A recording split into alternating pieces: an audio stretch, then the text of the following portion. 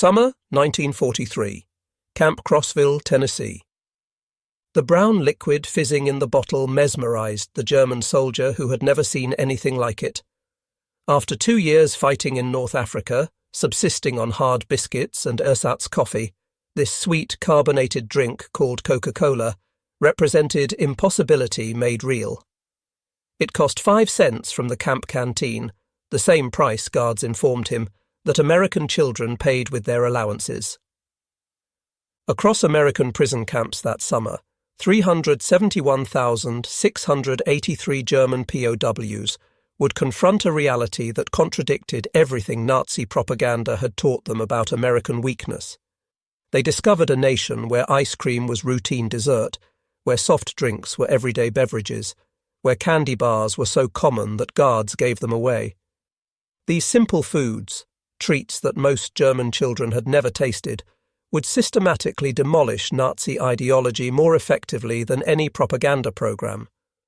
The mathematics of abundance were being written in sugar and carbonation, in chocolate and ice cream, revealing an American industrial capacity that rendered German deprivation not noble sacrifice, but needless suffering. What began as amazement at American confections would evolve into complete psychological transformation. The desert's end. The Afrika Korps' surrender in Tunisia during May 1943 brought approximately 250,000 German and Italian soldiers into Allied captivity.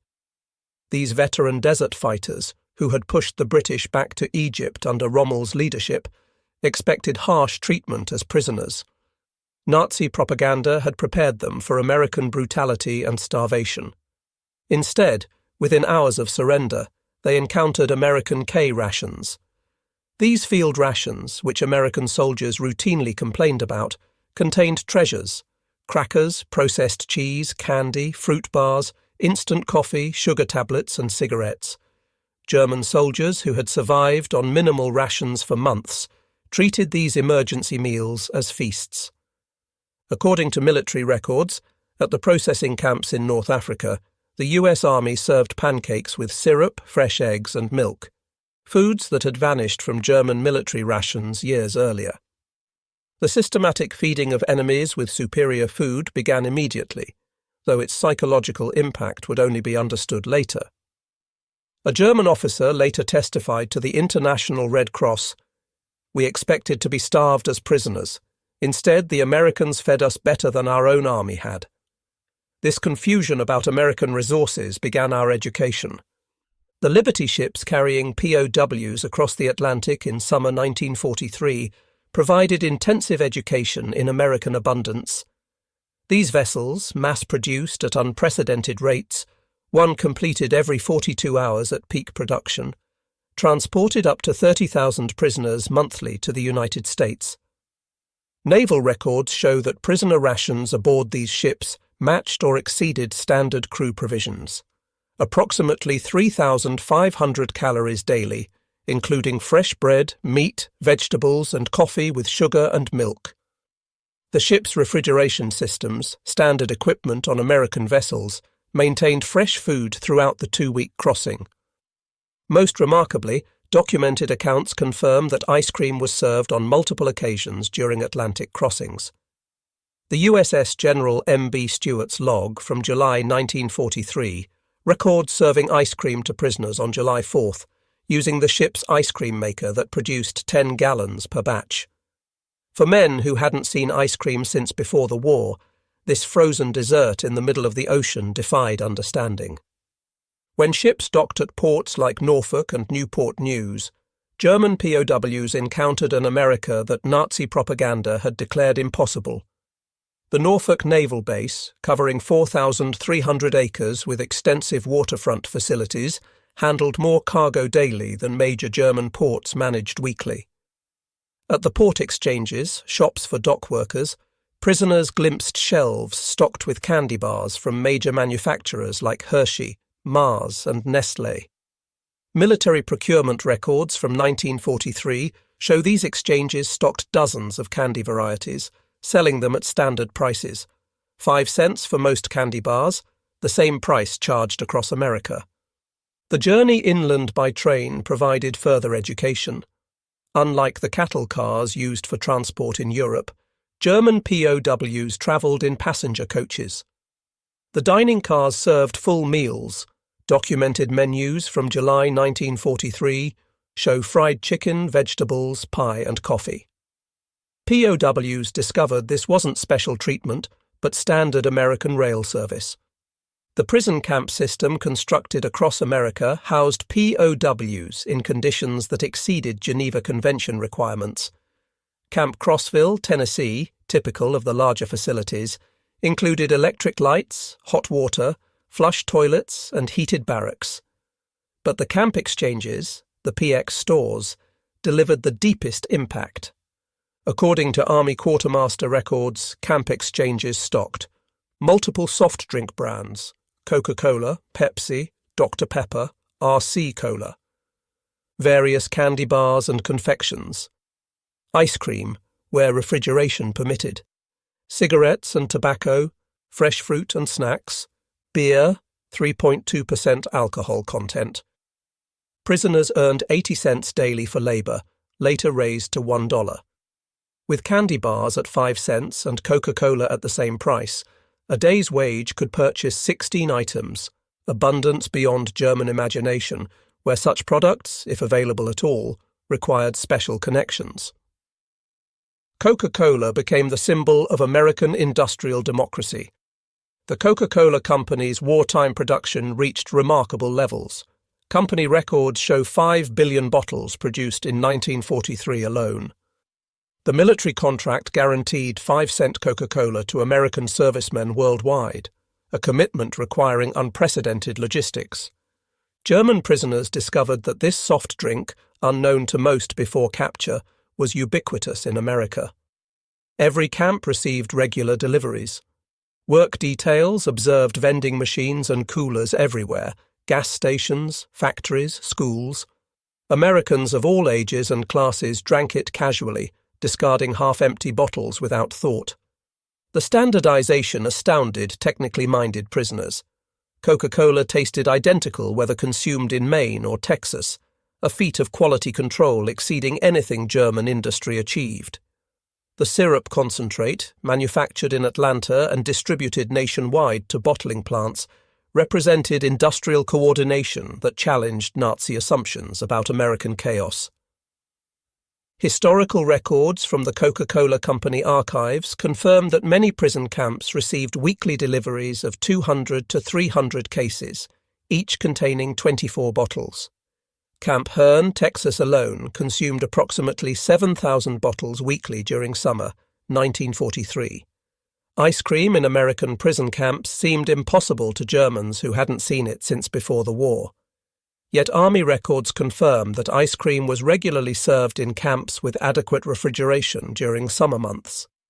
The military considered ice cream essential for morale, so important that specialized ice cream ships were built for the Pacific Fleet. At Camp Shelby, Mississippi, the July 4, 1943, celebration included ice cream made on site. Prisoners watched as hand-cranked freezers produced gallons using ice, salt, cream, sugar, and flavorings. The casual use of scarce resources, ice in July, cream, sugar, for entertainment food, demonstrated priorities Germans couldn't fathom. By 1944, many camps had electric ice cream makers. The variety available, chocolate, vanilla, strawberry, butter pecan, exceeded what German ice cream parlours offered before the war. Prisoners could purchase ice cream bars for 10 cents, ice cream sandwiches for the same price, or cups of various flavours.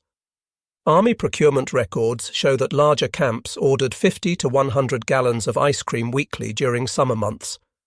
The frequency varied by location and season, but prisoners regularly enjoyed this frozen luxury that had vanished from German life. Sugar consumption in American prison camps delivered particularly powerful impact. In Germany, sugar was strictly rationed. Civilians received 280 grams monthly when available. In American camps, sugar sat in bowls on mess hall tables for unlimited use. Quartermaster records from 1943 to 1945 show camps receiving 100-pound bags of refined sugar weekly. Camp bakeries used sugar liberally. Cakes, cookies and pies appeared regularly on menus.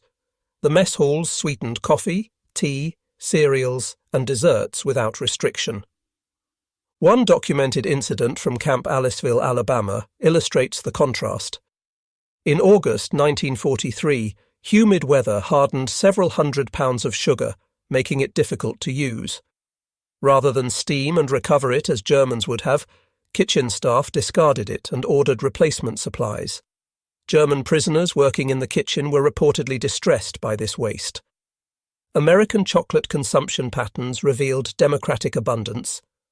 Major manufacturers, Hershey, Mars, Nestlé, produced millions of bars monthly despite wartime restrictions.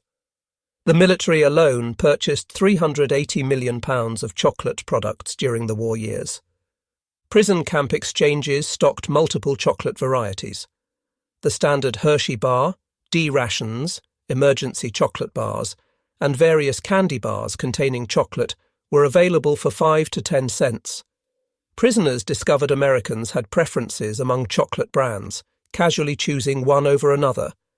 Red Cross packages, distributed monthly to prisoners, included chocolate bars among other items. The American Red Cross records show that standard parcels contained chocolate or candy bars, 2, instant coffee, processed cheese, crackers, canned meat, cigarettes, soap. These packages supplemented regular rations, providing luxury items that exceeded what German civilians received as basic rations.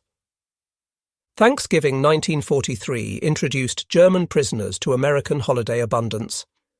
This purely American celebration demonstrated national coordination of consumption that dwarfed German organizational efforts. Army records confirm that all prison camps served traditional Thanksgiving dinner: roast turkey with stuffing, mashed potatoes and gravy, sweet potatoes, cranberry sauce, vegetables, pumpkin pie, coffee and milk. The logistics required, providing turkey dinners to 425,000 POWs plus millions of American servicemen worldwide, showcased organizational capacity. The fact that German prisoners received the same meal as American soldiers emphasized equality of treatment that contradicted Nazi racial hierarchy. Christmas 1943 brought unexpected generosity from American civilians. Church groups, civic organizations, and individuals sent packages to German POWs. The American Friends Service Committee alone distributed 50,000 Christmas packages to enemy prisoners. These packages typically contained homemade cookies, candy, toiletries, games and books, cigarettes, writing materials. Local communities near camps often provided additional support. In Tonkawa, Oklahoma, townspeople delivered homemade treats to German prisoners at Camp Tonkawa. In Hearne, Texas, church groups brought Christmas cookies and candy to Camp Hearne. This civilian kindness toward enemies challenged Nazi ideology fundamentally. Americans who had family members fighting against Germany nevertheless showed charity to German prisoners, demonstrating strength through mercy rather than vengeance.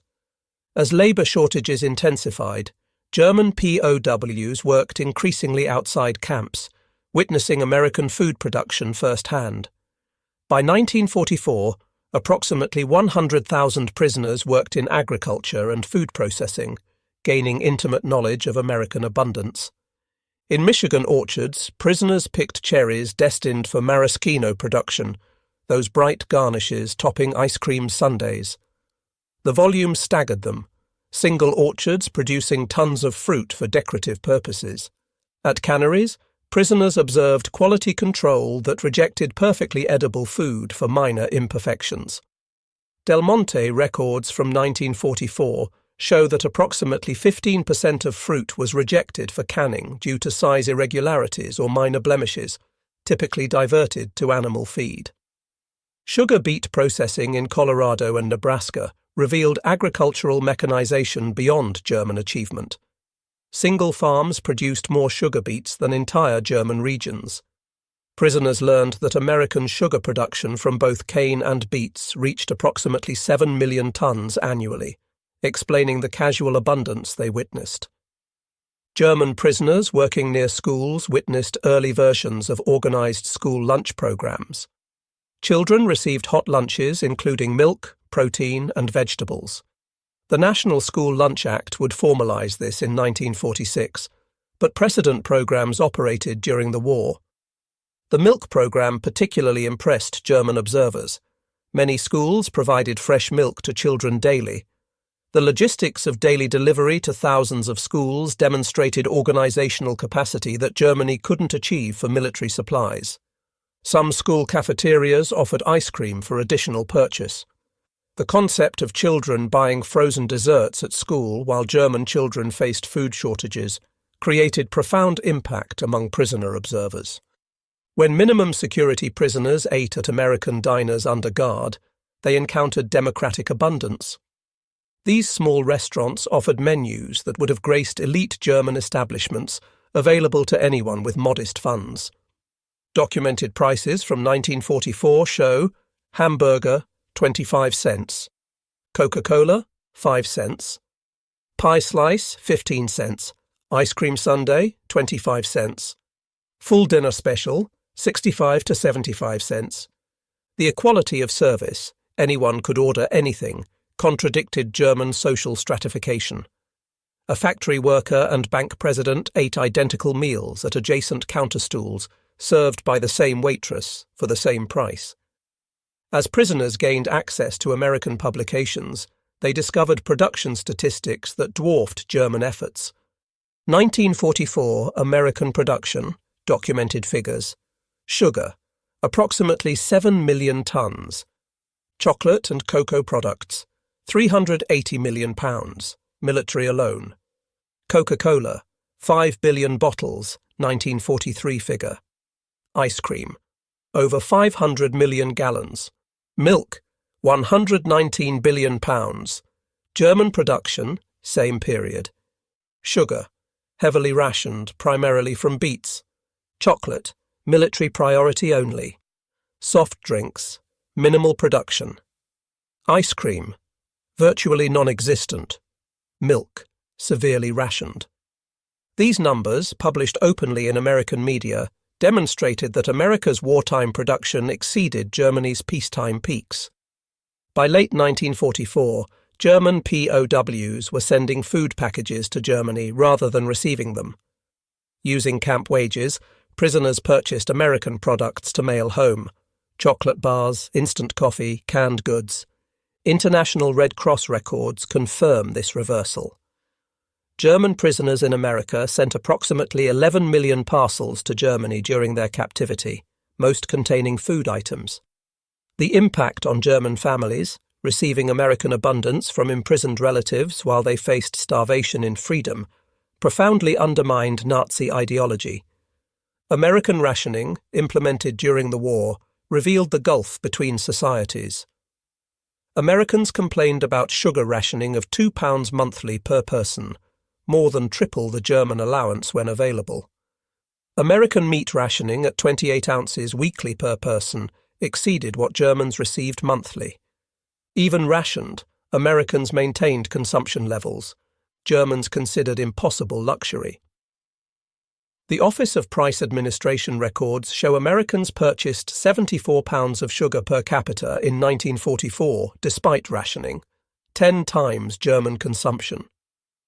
Beyond Coca-Cola, prisoners discovered America's soft drink industry. Pepsi Cola, Dr. Pepper, RC Cola, Orange Crush and regional brands competed nationwide. The variety itself, multiple companies producing similar products, demonstrated market abundance impossible under German-controlled economy. Bottling plants operated in every major city. The technology, carbonation, bottling, capping, labelling, was standardized and efficient. Single plants produced millions of bottles annually. The distribution network reached every small town, gas station, and grocery store. American soft drink production reached billions of bottles annually by war's end, dozens of bottles per American citizen yearly. This single industry's output exceeded entire sectors of German consumer production. Spring 1945 brought the final blow. As American forces advanced through Germany, German POWs in America watched newsreels of GIs distributing chocolate and gum to German children. These children's joy at receiving American candy their own government couldn't provide completed the ideological demolition. The contrast was stark. American soldiers, advancing through enemy territory, carried enough candy to give away, while the German state that promised triumph delivered starvation. Films of concentration camp liberations showed American troops sharing rations with skeletal survivors, demonstrating humanity toward victims of the regime German soldiers had served. Between 1945 and 1946, German POWs returned to a destroyed homeland. Many prisoners had gained significant weight in American captivity, while their families lost weight to starvation in German freedom. They brought knowledge of abundance to a land of absolute scarcity. Medical examinations showed German POWs generally returned healthier than when captured. They returned to families weakened by deprivation. This physical evidence of American plenty versus German deprivation was undeniable. Many prisoners brought final Red Cross packages home, chocolate, coffee, and canned goods that became family treasures. Children who had forgotten chocolate's taste received Hershey bars from fathers who had eaten ice cream regularly in prison camps. Former POWs became unexpected advocates for the Marshall Plan. They had witnessed American abundance that wasn't zero-sum, prosperity through production rather than conquest. Their testimony that Americans could afford to rebuild enemies influenced German acceptance of American aid.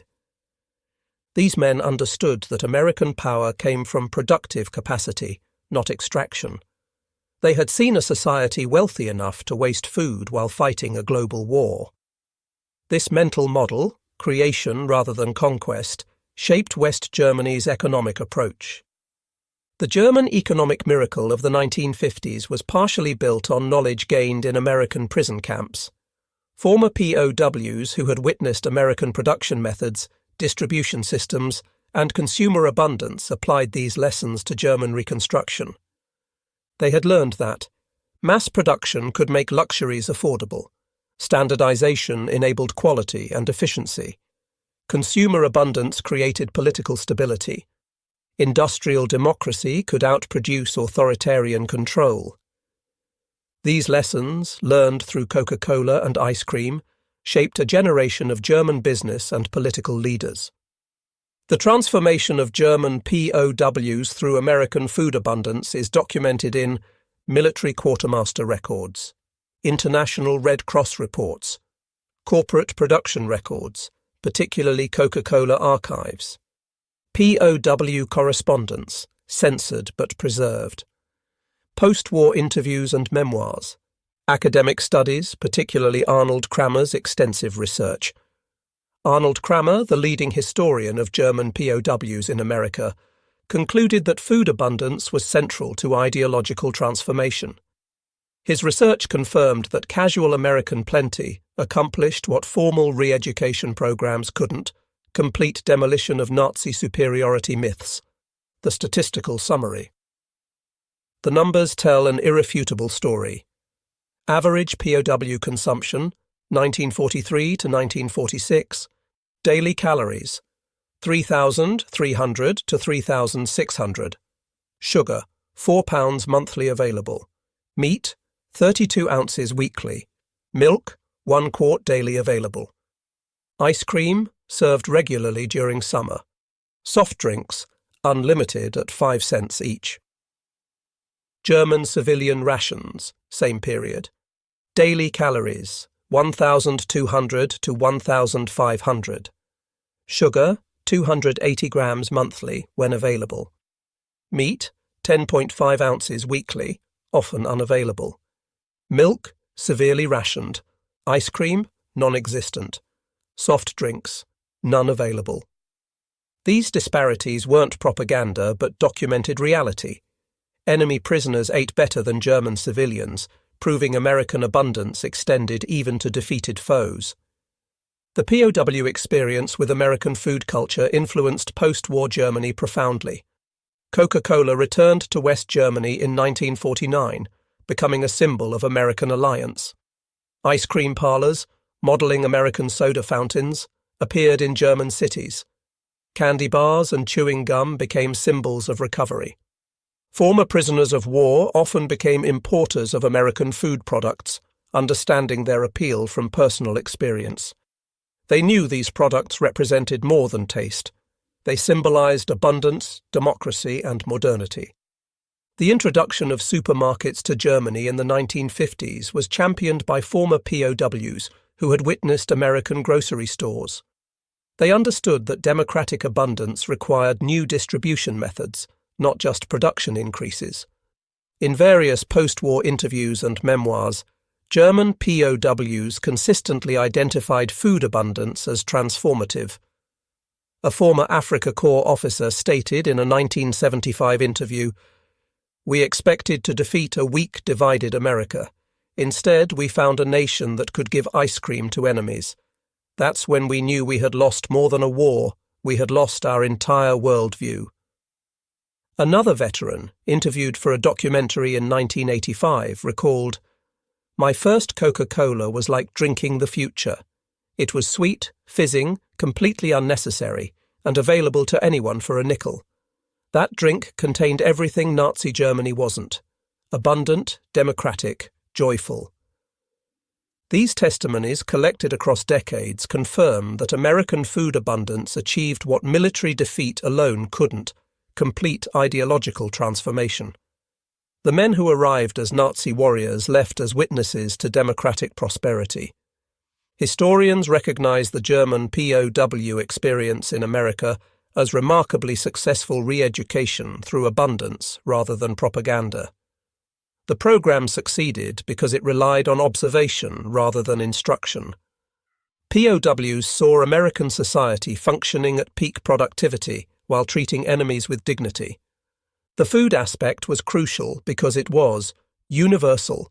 Everyone understands hunger and satisfaction. Undeniable. Weight gain and health improvement were visible. Continuous, 3 meals daily plus canteen purchases.